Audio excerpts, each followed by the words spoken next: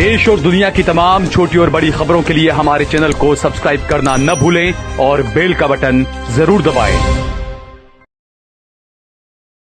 नमस्कार दोस्तों, स्वागत है आपका देश लाइव में और आपके साथ मैं हूं आशिमा त्यागी। दोस्तों, क्या आपने कभी गौर किया है कि अमेरिका और उसके पश्चिमी सहयोगी हर कुछ साल में किसी न किसी मुस्लिम देश को अपना दुश्मन घोषित कर देते हैं। खेल हमेशा एक जैसा होता है, पहले झूठ गढ़ो, फिर मीडिया के जरिए डर फैलाओ और फिर ग्लोबल सुरक्षा के नाम पर हमला कर दो। 20 साल पहले उन्होंने यही खेल सद्दाम हुसैन के साथ खेला था। पूरी दुनिया को बताया गया कि इराक के पास विनाश के हथियार है जो अमेरिका और यूरोप के लिए खतरा है। झूठ पर झूठ बोले गए, संयुक्त राष्ट्र तक में नकली रिपोर्ट पेश की गई और फिर लाखों निर्दोषों की जान लेने वाली जंग छेड़ दी गई। बाद में खुद अमेरिकी अधिकारियों ने यह माना दोस्तों कि ऐसा कोई हथियार था ही नहीं, लेकिन तब तक इराक तबाह हो चुका था, सद्दाम को फांसी पर चढ़ाया जा चुका था और एक पूरा देश खंडर में तब्दील हो गया था। आज इसी सच्चाई को आपके सामने रखेंगे इस चर्चा के माध्यम से। चर्चा में आगे बढ़े उससे पहले आप लोगों से अपील, इंसाफ की आवाज को बुलंद करने के लिए और सच्ची पत्रकारिता के लिए हमारा यानी देश लाइव का सहयोग करें। साथ ही डिस्क्रिप्शन में दिए गए लिंक को ओपन कीजिए और ज्वाइन बटन दबाकर आप हमसे यानी देश लाइव से सीधा जुड़ जाइए। दोस्तों, तो आज की जो चर्चा है वो बेहद गंभीर है। जो शुरुआत में मैंने चर्चा की बात कही है कि पश्चिमी देशों का ये जो झूठ है वो किस तरह से एक देश को खंडर में तब्दील कर देता है और हर साल कुछ ना कुछ ऐसे ही मुस्लिम देशों को टारगेट किया जाता है और फिर इस तरह का माहौल, इस तरह की जो परिस्थितियां लाकर खड़ी कर दी जाती है जो इस वक्त गजा में हम देखने को मिल रही है। और अब इसी स्क्रिप्ट की, इसी कहानी की दूसरे पहलू की बात करें या दूसरा अध्याय लीबिया में चला।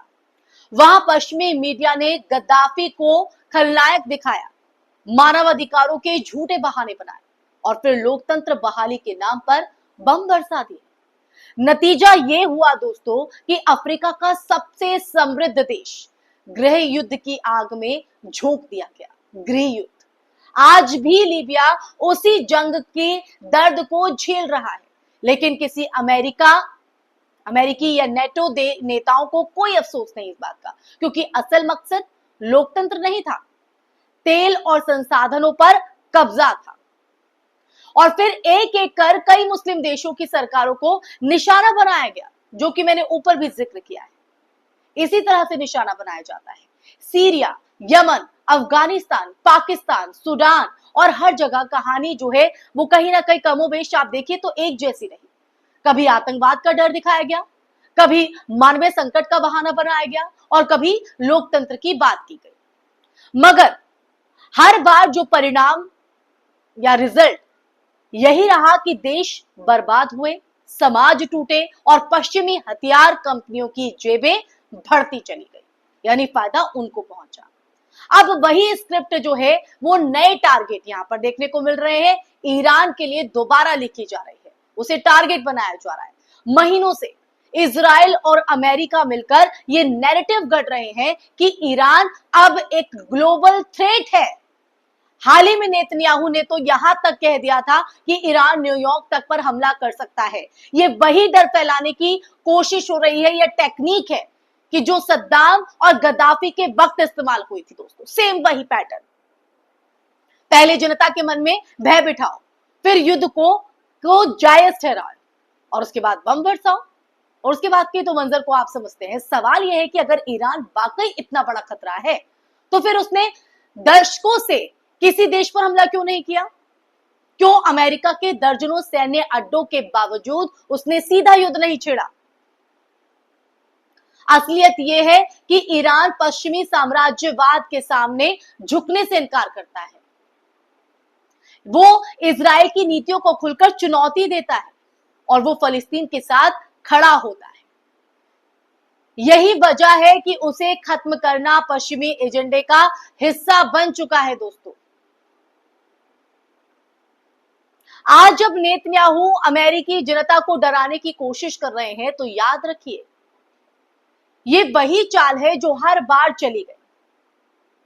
हर बार डर और झूठ से जनमत बनाया जाता है, फिर प्रिवेंटिव स्ट्राइक के नाम पर बम गिराए जाते हैं। पश्चिमी देशों को कभी लोकतंत्र से मतलब नहीं रहा। अगर होता तो सऊदी अरब जैसे देशों के साथ हाथ में हाथ डालकर तेल के सौदे नहीं करते। उन्हें सिर्फ अपने आर्थिक और रणनीतिक हितों से मतलब है, सिर्फ उसी से मतलब। और ईरान उस रास्ते की सबसे बड़ी रुकावट है, और यही रुकावट आज ईरान को उसी स्क्रिप्ट के हिस्से बनाने की कोशिश कर रहे हैं। दुनिया को अब यह समझना होगा दोस्तों कि हर बार झूठे बहानों से युद्ध छेड़ने वाले वही लोग हैं जो खुद को सभ्यता के रक्षक बताते हैं। वही देश जिन्होंने इराक को तबाह किया, लीबिया को मारा, सीरिया को जलाया, आज वही फिर से झूठी कहानियां सुना रहे हैं। वही स्क्रिप्ट। अगर हम इतिहास से सबक नहीं लेंगे तो वही इतिहास फिर से दोहराया जाएगा ईरान के साथ, जिसे ग्लोबल थ्रेट कहा जा रहा है। बस इस बार बगदाद की जगह तेहरान होगा। आप इस सच्चाई को समझिए दोस्तों।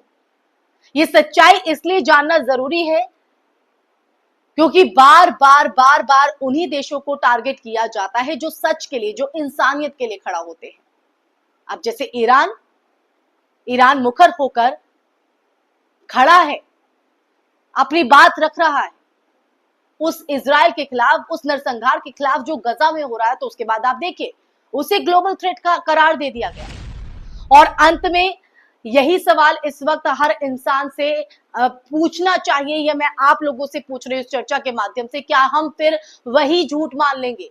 क्या हम फिर वही बर्बादी देखना चाहते हैं, या इस बार झूठ और डर के इस खेल को पहचान कर सच्चाई के साथ खड़े होंगे?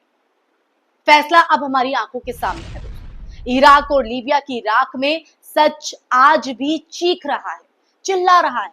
अगर आज हमने आवाज नहीं उठाई तो कल ईरान की बारी के बाद शायद हमारी बारी भी आ जाए।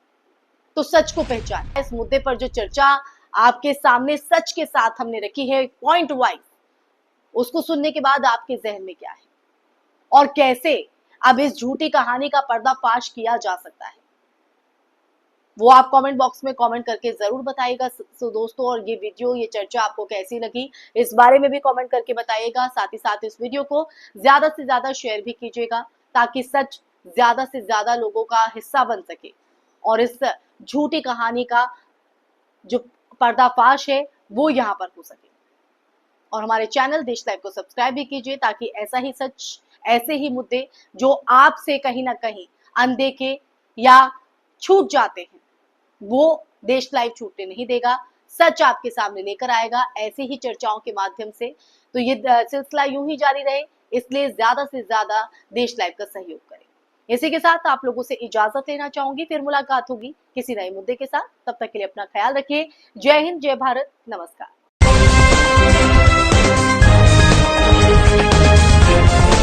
देश और दुनिया की तमाम छोटी और बड़ी खबरों के लिए हमारे चैनल को सब्सक्राइब करना न भूलें और बेल का बटन जरूर दबाएं।